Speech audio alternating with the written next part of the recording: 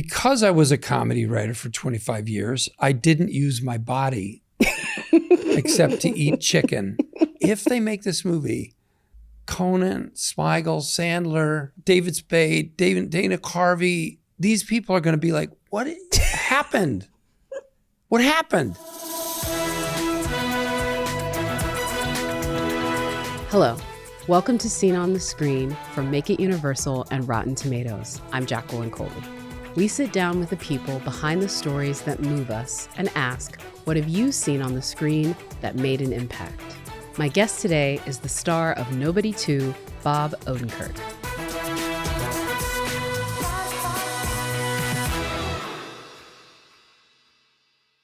Mr. Bob Odenkirk, sir, welcome to Seen on the Screen. Oh, happy to be here. Thank you so much for having me. So I have to ask everyone this question, Yes. even though it feels very strange to ask you this, but who are you and what do you do with NBC Universal? How are you involved? Hi, my name is Bob Odenkirk. It's not a good name for a movie actor, TV actor. It's a terrible, clunky name. I was never meant to do this, but somehow it happened. I should have a cool name. We can work on that. I've been part of the NBC Universal family for my whole career. I was hired at Saturday Night Live as a writer when I was 25. And so for almost 40 years now, I've been using my National Rent-A-Car, my NBC code discount. Even though I've worked at other places, I still rent a car under my NBC deal. Still, even to this day, through National. So that shows you. I wrote for Saturday Night Live for years. I've been in many, many NBC shows and now many Universal films, and I've directed Universal films. And so my association with this studio in particular has been the longest of my life.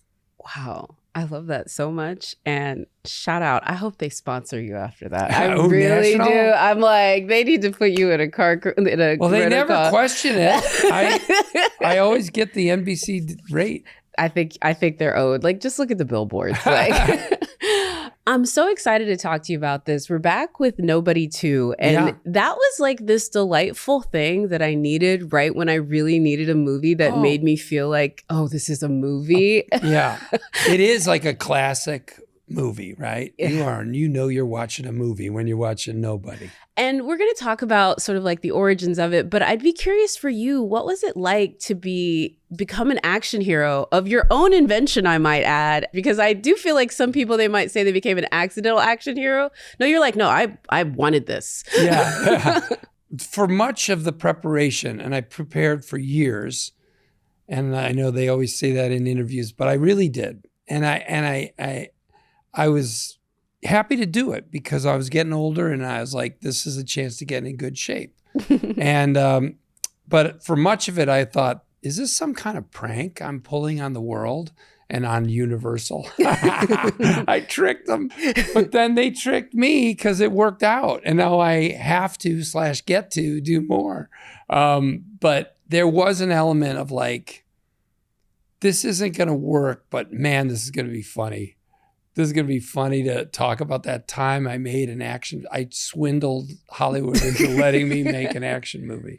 But I did it earnestly. I wanted to succeed. And also in Nobody 1, even though my inspiration, one of the many, but one of the core inspirations was Jackie Chan and Police Story in particular, a film that I watched with my kids when they were younger and we all loved. And has no blood in it. Jackie never uses a gun. So even though the violence in Nobody 1 is harsher, I guess you could say more modern, but it's more intense by a lot, I felt I had to do that too. I had to commit and go for the, intense, remarkable violence because I was asking people to go on this adventure with me, and I'm already somebody you underestimate. Yeah. And if I went at it gently, softly, if I worked around it, I think you'd go like, well, come on, man, you're either doing it or you're not, Speaking of which, though, I do think it's interesting because even your path to Hollywood, since you've said that you've now scammed them, so, take the money and run with the It's sequel. always a scam. Yeah. I think it's so interesting because you had this just like cool sort of like comedy career, but I'm just curious for you, what was the first movie that made you say, oh, I think I can do this? Well, Monty Python, the TV show, is what made me think I desperately want to do this. And there was something about that show, the silliness married with the smarts of it, the criticism of society, the criticism of adults, really, which really resonated with me, really called to me. I mean, I grew up in a house that had its traumas and challenges, and it had a lot of love and a lot of humor in it, too. 7 kids, and we were always making each other laugh. And my mom was very funny, even though she was very strict Catholic. She also was very funny. And my dad was this difficult, uncertain element. And so Python was like an answer to all the tension in my world. It told me that the adults don't know what they're doing, which is a great message for kids at a certain point to go like, oh, they're just guessing at what to do and how to be. And it lets you exhale a little and go, oh, they don't know what they're doing either. Okay, well, I mean, I don't have to feel as judged and all by them. Oh, that's a great one. All right, I've got my trusty popcorn bucket. And inside here, we have some quotes. Okay. From films that you've hopefully seen on the screen and you will recognize. Hopefully. I am not going to do this in the accent that it deserves because I'm sitting next to an improv god, but know that I do know this accent. Your mother was a hamster and your father smelt of elderberries. What movie is that from? I don't know, but you tell me. It's a great quote. Can I read it? Your mother was a hamster and your father smelt of elderberries. Okay, Monty Python and the Holy Grail. Of course, that line is perfect in that movie. Python and the Holy Grail is masterful and produced by George Harrison's company, Handmade Films, which also made Whitnell and I one of the great films that inspires me still. I still watch it. I just watched it in HD. Do you know it? That's Richard Grant, right? That's right. I love him in that. That was his big break. I love that movie. Boy, you know a lot of movies. See, I wouldn't guess that you would know Whitnell and I. It's a great film. It is, yeah. Richard E. Grant. Sorry, I don't want to. Yes, Richard E. Grant and the director and writer Bruce Robinson. Yes. Yeah. You know, George Harrison started this film company because he wanted to see Monty Python and the Holy Grail, so he had to make it. So he had to start a film company to make it. And what's cool about the Holy Grail film is that it's got sketches in it, but it's very hard to do. I tried to do a sketch movie with my friend David Cross where we did a narrative story with sketches in it. We did not succeed. It's called Run, Ronnie, Run. You can see it. It doesn't work. It doesn't work. We tried. These guys did it. They pulled it off. There's a story, and you follow that story, and there are 3-minute sketches that really can make you laugh just on their own within that. It's really great and fun to watch still, and I would argue they did the same thing with Life of Brian. They did it again. And they have animations in these films, which is insane that they go from, live action to animation. Those guys are the best. What a crew. Yeah. Terry did most of those animations too, which I think is great. Terry Gilliam did them. Yes, he did. And they're totally watchable within the world of the film. The opening of that is one of my favorite gig bits. Yeah. Like, we have now killed the silly intro people. All right, here we go. I'm not saying I'm going to be a good lawyer. Right. But I will be a successful lawyer. So Saul Goodman. Definitely. Yeah. We can't not talk about this. Also, sir, that is just, how long in total did you play Saul? 14 years on and off. Because on Breaking Bad, he was a ensemble member. He was not in every episode. He was in most, but he would pop in for 3 minutes, per episode, maybe a little more. I know that of that time that I worked on Breaking Bad, I only think I spent a week and a half there one time. Otherwise, I would come in, do a scene or two, and leave. And then, of course, Better Call Saul was all me all the time. That was a lot of work. And so I played this guy for 14 years. And I can't believe I got to do that. Yeah. I didn't ask to do it. I didn't audition for it. During Breaking Bad, the first time I did the character in a scene with someone else, the second scene that I shot with me and Bryan Cranston, somewhere in the first half hour of shooting it, one of the crew members said, "Can I get a job on the sequel?" And everyone laughed. Meaning, can I get a job on the Saul show?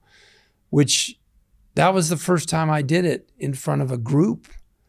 And then from that point on, it was kind of like a joke. When is Saul going to have his own show? And then every year, and I was there from year 2 to year 6 on Breaking Bad, Vince Gilligan would take me aside once and say, "What do you think about that? Do you think Saul could have his own show?" And Vince was the person who created Breaking Bad. And I would say, "Look, man, if you think, then I guess yes. But do I have an opinion on it? Not really." I felt so lucky to do it at all. And it just wasn't my focus. I was a writer. I was a writer. Yeah. And a lot of people maybe watching know that I primarily was a writer. And so the whole thing was this adjunct career that I was doing because they asked me to, and it was fun. Yeah. And man, how many millions of viewers and an iconic role that now you'll be in the middle of Timbuktu and somebody will understand. Hey, that's Saul Goodman. Better Call Saul. The thing about it is, and this is true of a lot of people in the world, you have the thing that you love and you pursue, and maybe you're good at it or good enough at it. And then if you keep your eyes open, I always tell young people, try to have good peripheral vision. If people like you in a certain venue or a job that maybe isn't your first choice, try to respect that, and maybe you can do it and be really great at it. How many actors do you know who try to have a band? And you're like, can you just act? You're really good there. Can you not? And then every interview they do is like, I'm actually more of a musician. All right. Can you stop? No, you're not. You're not. Do you know what I mean? I do, so but I'm not going to say it. In my case, I think I did pretty well as a comedy writer. I'm very proud of what I did. Yes. And I would keep doing it, and I am doing it. I'm writing more. But I recognize that there's certain roles, and there are a certain kind of role, and they tend to be in drama where I'm the funniest character in the drama. So like I'm still grounded, and that is my natural energy. And I have some facility to emote and work within a certain range. And I think that the other thing that I have, if I could try to be objective about myself, is, my favorite comedy performers, have been and are Jack Black, Chris Farley. I love Will Ferrell on screen. My friend David Cross, I find hilarious. People who, when you first see them on, Melissa McCarthy is a great example. You first see them on screen, you smile. Yeah. You smile right away. You know this is going to be fun. I am not that.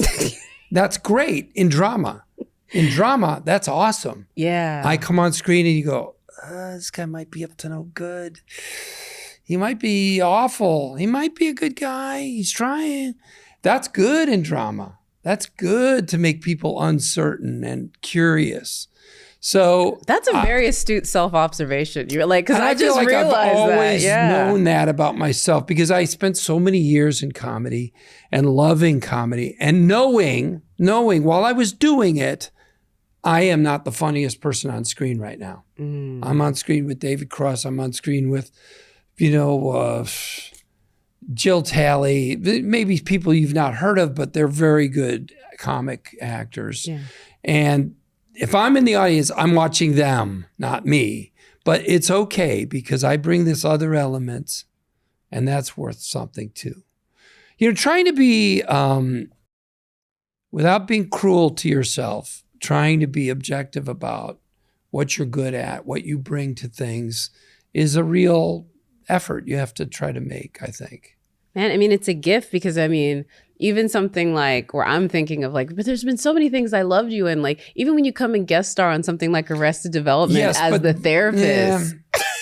That show is filled with funny people who are just funny but right you bring off the something get-go. to it of like, it was the turn of you started as serious and then when you went into the comedic, I mean, you had me cracking up. And Well, that's good. I'm glad I did. It's meant to be a pure comedy show, but I just think if you could try to recognize, no matter what you think you want to bring to people, if you can try to recognize how they experience you. And I think weirdly, Nobody and the Nobody films are almost like the perfect place for my energy. The first film came together very organically, and the ways in which that character has a lot of impacted frustration with his world are his own fault. Hold on 1 second. This quote you might recognize. Give me the goddamn kitty cat bracelet. Motherfucker. Period. Yes, sir. So Isn't that is a fun line. It is such a fun line. To be that mad about a kitty cat bracelet. It is so fun. And that's the humor of the movie, too. It is funny. It's funny because he means it. He is that angry about that little nothing thing. And every parent who has looked for a kitty cat bracelet because their daughter's crying and they've misplaced one more thing yet again, and maybe the parent misplaced it, and it's just one more little tiny tension that breaks the camel's back of your patience, of your steadiness.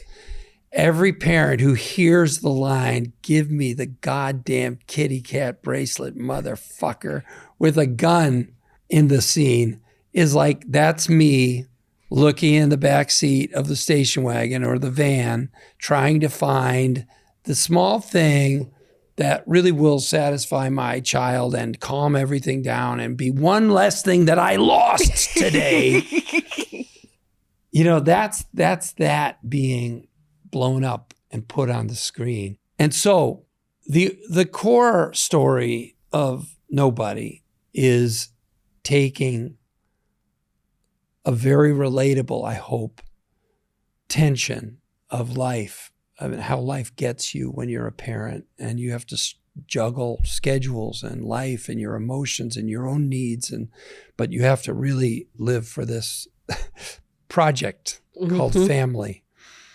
And it's letting them explode, letting it out on a world that deserves it, which is to say the big invented world of film, cinema, bad guys.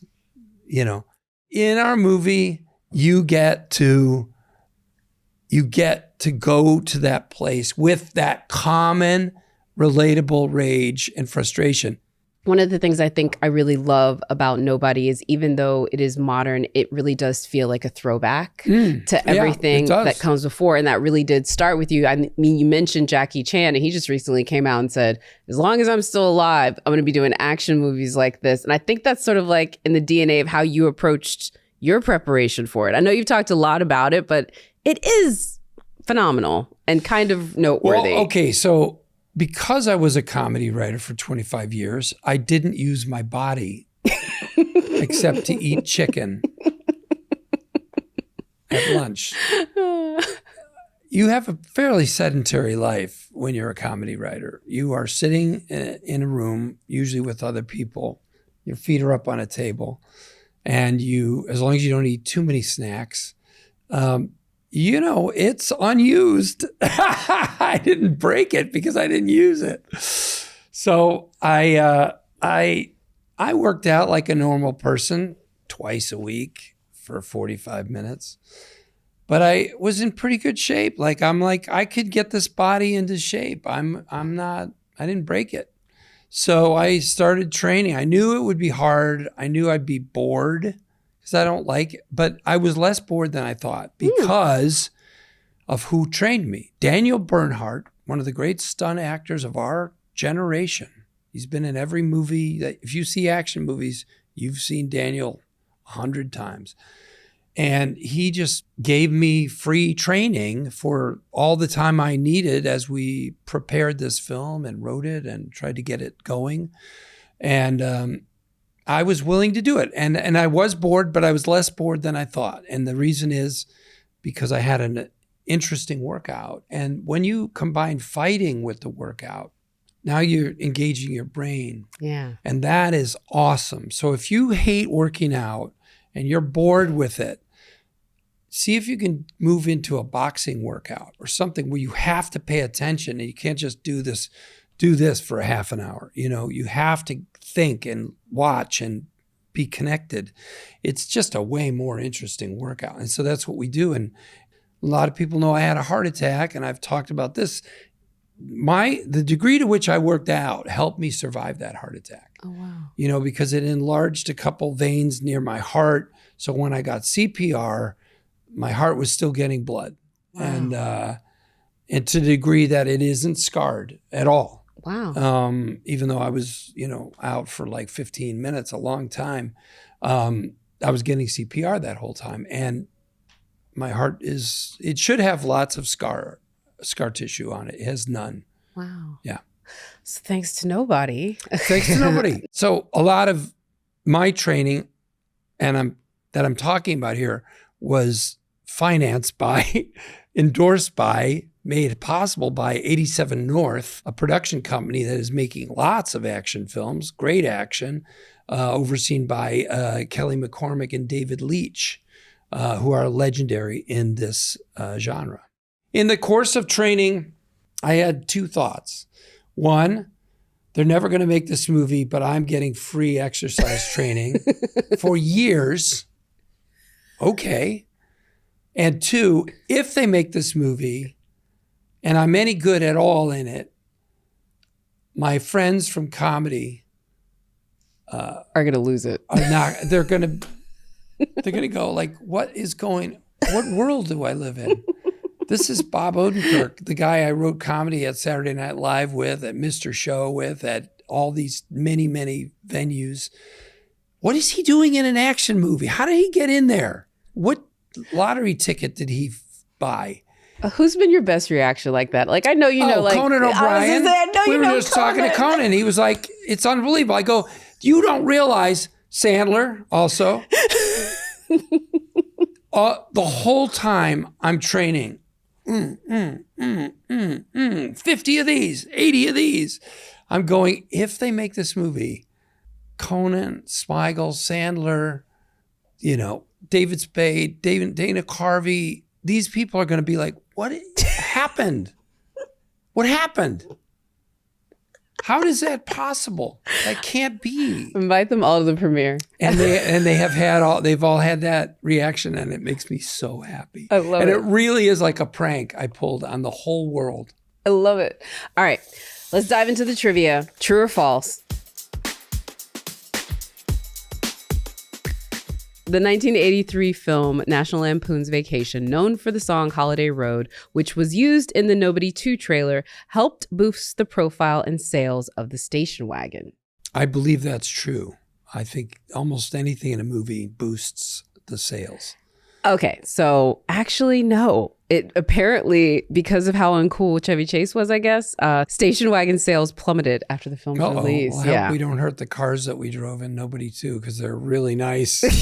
I do have to talk about National Lampoon's Vacation, though, sure, because that is like kind of an iconic movie in the sense of I would like it if people watched Vacation and then Nobody 2. I was going to say. Or Nobody 2, then go home and watch Vacation. Because then go back and see Nobody 2 again.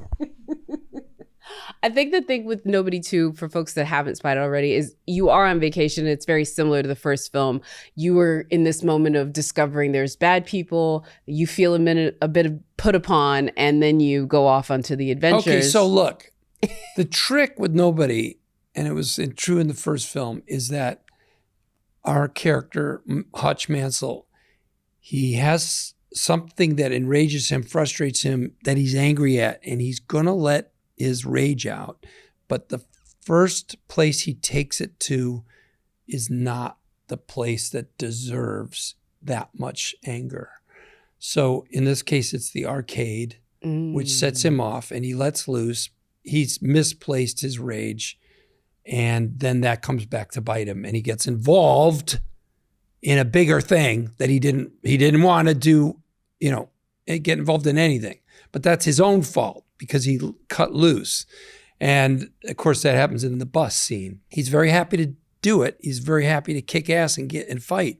But he creates all kinds of danger for himself from that choice. But in the duck boat fight is where I got to do like clever fighting that isn't just kind of angry and intense, which is super fun and I'm good at it. But I wanted to do the kind of fighting that I love seeing in, I always reference it, Police Story or any of those early Jackie Chan films. Rumble in the Bronx stuff. All right, I like that. Oh, yeah. Well, and the earlier ones, Drunken Master. Yeah, that's even better. Yeah. I did want to talk about this too, because I think in this one, you brought in some of your previous Nobody co-stars, people like Connie. Oh, yeah. We have the whole cast back together. It's amazing. Christopher Lloyd kicks ass. We had all-night shoots. Chris Lloyd is there, awake, ready to go, laughing, smiling all night long.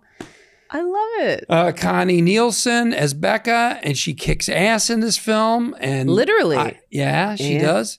We have the RZA, who's just the greatest joy to be around, loves action films, makes action films, is a director of action films, and is, brings the best energy to set and brings skills to set. And we have the kids from the first film, Gage Monroe and Paisley Catarath. And that's an amazing thing, is that we have the same kids playing the same parts, and they're the perfect age again for this movie, because it's meant to be 4 years later. And it is 4 years since we made the first film. And then we have new cast members that are amazing. We have Colin Hanks, who, is the nicest, sweetest guy with a very gentle, sweet visage face, plays an awful, evil character. John Ortiz, great actor, comes in Nobody 2 and plays a wonderful counterpart to Hutch. And of course, Sharon Stone, which is amazing. Yes, we can't believe we got her. We can't believe she's here also to kick ass. She showed up ready to rock, and she does. That action scene that she does in Total Recall is by far one of the most, and she apparently, to the point where Arnold was giving her props on that set. So I had seen Sharon at an event recently, in an awards event, and I could see she was in great shape. And I knew that Connie Nielsen, just to bring Connie into this too, I knew that Connie has trained and can fight, can do screen fighting. Wow. Well, she's in Gladiator of course. And other things too, but she's done a lot of screen fighting. So I really wanted both of them to show off their skills. Not to mention, a lot of women loved Nobody 1. And I thought they got to be represented in Nobody 2. They felt that familial desperation that you talk about in it. Yeah. I could definitely feel that. True or false? The final scene of the 1985 film Police Story, starring Jackie Chan, earned the film the nickname Glass Story by the crew due to the huge number of panes of sugar glass that were broken. Yes. True. I think it's made of sugar. I don't think you can eat it, but it's like compressed sugar. And so it shatters, and it doesn't have sharp edges when it shatters, but it looks just like glass when it shatters. It doesn't quite look exactly like glass if you try to aim a camera through it. It's a little murkier. But leaving that aside, in Police Story, the final scene in a mall is just like tons of candy glass getting broken. He just like goes through them in like order. He's like, boom, and then another one, and another one, and another one. Yeah. I think when you do it that many times, it's probably a little dangerous. He did so much stuff that was genuinely dangerous. He broke his neck. He fell through. He tried to fall through 3 awnings from like a 4th story building, and with the notion that the awnings would break his fall. But you got to do the physics, man. You got to get out the calculator. Because yes, they break your fall, but they also push you a little further each time out. And so even though the awnings got bigger each time, I think they did, well, they should have. By the time he got to the first floor balcony awning, the second floor awning, the lowest one, he was hitting just the railing on the edge of the awning, and he broke his neck. Oh, man. And then I remember one of the films, he broke his foot and then just put a like booty over the broken foot and then kept going. I was like, no, this is when you stop production. But he was like, no, we got to keep going. It's absolutely. Nah, man, he's great. And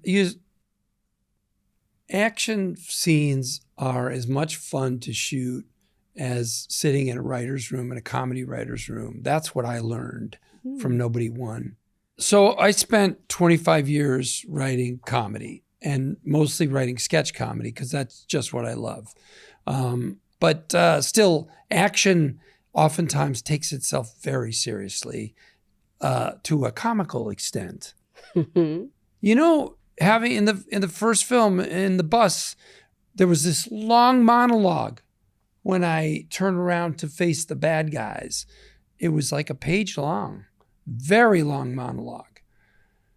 And I was very wary of it, and it was a bit grandiose. And I'm very close with the writer, Derek Kolstad, who wrote Nobody Won and Nobody Two and wrote all the John Wick franchise. And I said, I didn't learn that monologue because I was like, we got to shorten this. I can't be doing all this talk we've built up. We've built up this guy's frustration and tension, all this for like 18 minutes of the film. He's done nothing but be disappointed and frustrated and told no and shut down.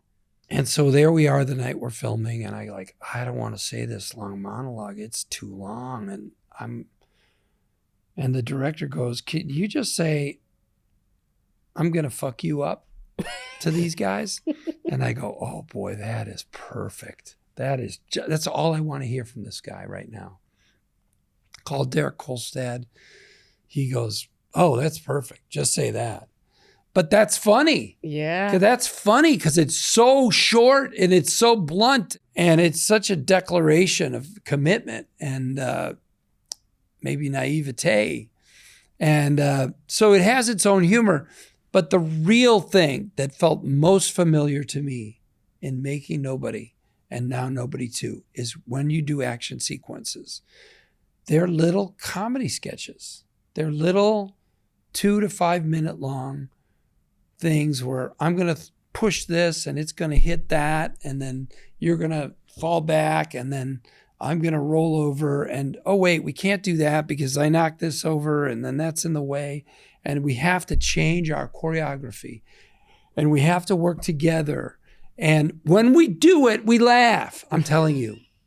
I mean, in the elevator fight in Nobody Two, when I take that guy and I go, I whack him across the face and his teeth fly out and hit the wall, blood. The director says, cut. Everyone laughs. Oh, wow. Every time. I can't believe you did that. Oh my God, that looks so perfect. Oh my God, the blood hit just at the right second.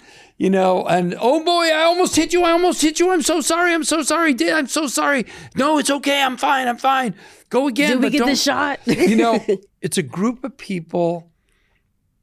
They're all concentrating on these moments. They got to make these moments happen, and they've got to work together, and they've got to make adjustments, you know, and it's a joyful, you know, effort to make that thing work out just right. And when it does, you can't believe it, and you're thrilled. And I want this in my life. just as much as I want to be in a writer's room making jokes, I want to be on a set with 5 people and we go, you step here and you go there and that didn't work, so watch out. And, and then you make it work and you can't believe you made it work. I love that. We're going to get to the last question. Okay. True or false? Nobody 2 is director Timo Tjahjanto's first English language film and his first studio film. Yeah, it's true. So crazy that it is true because he's so completely talented that you have to know that he's done a ton of stuff prior to this. I am so lucky in both these films to be surrounded by people who know and love and have studied action and horror and their aspect of whatever it is, whether it's Derek Kolstad writing these movies, David Leitch and Kelly McCormick producing them, Timo Tjahjanto now directing Nobody 2 and blowing up the vision bigger than we ever imagined it, making it more fun and darker both, weaving the story into a thicker, richer story than the first film. It is an elevation of the film. Nobody Won. It is a bigger universe. I've traveled a lot of places since Nobody Won. I climbed Machu Picchu with my friend David Cross. Wow. I went to Peru. I went to Mexico City. I went to Ireland. I went to Switzerland. I went to England, Paris. Nobody played around the world. And what I learned too was that it didn't just play to action fans. I'm very thankful that it did play to action fans because that is a group of people who love that genre and care about it and watch every movie and judge them against each other. It did play to action fans, but it played to lots of people who came up to me and said, I don't like action movies and I love Nobody Won. I never watched those movies and I love Nobody.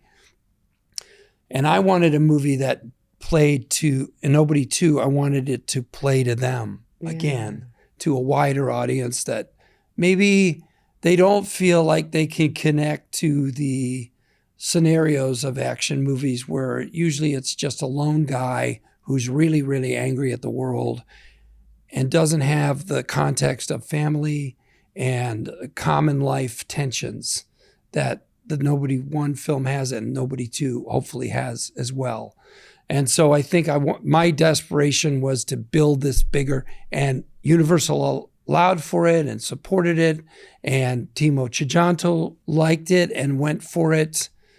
And the fact that we can have a film like Nobody 2 where within the context of bigger, darker action, there's also a Jackie Chan fight on a duck boat that is funnier and lighter and has comedy within it is awesome to me. It's what I dreamed of. And we get to see you in all of your vacation gear. Yeah, come on, man. Look at that guy. And the best thing to me is that he's always so beat up. Yeah, they put you through the makeup. But you know how many dads and moms take their kids on a vacation and it's sunny, it's nice, but when they come home, they feel like that. Yes. That's a perfect description. That's me on the way home. Like, I think I just got my ass handed to me. One more thing before we get you out of here. We got to do rapid fire questions. Okay. I'm never good at rapid fire. Well, I'm good at rambling.